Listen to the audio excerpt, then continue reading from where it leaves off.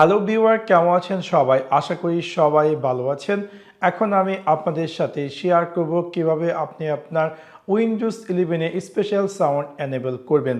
So আপনাদেরকে সম্পূর্ণ ভিডিওটি দেখার জন্য আমন্ত্রণ জানাচ্ছি। চলুন তাহলে দেখে আসি কিভাবে আপনি আপনার Windows 11 a special sound enable বা টার্ন অন করবেন। সো সেই কাজটি করার জন্য আপনি আপনার উইন্ডোজ 11 এ স্টার্ট মেনুতে গিয়ে রাইট ক্লিক করুন অ্যান্ড দেন ক্লিক করুন সেটিংস।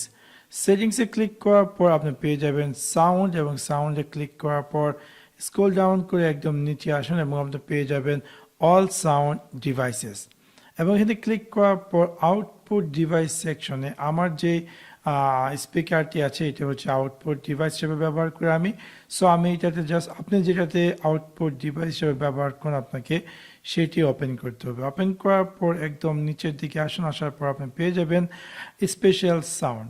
সো যদিও এটার বানানটি স্পেশাল উচ্চারণ স্পেশাল, যাই হোক এখানে আপনাকে টাইপ যদি আপনি চান যে এই স্পেশাল সাউন্ডটিকে এনেবল করার জন্য এখান থেকে আপনি চুজ করতে পারেন Windows Sonic for headphone.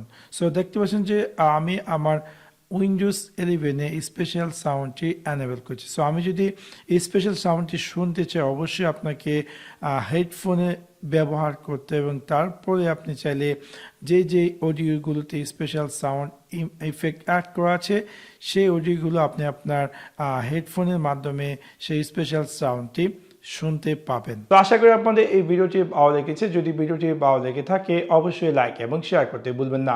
Thanks for watching my video. See you next one. Piece.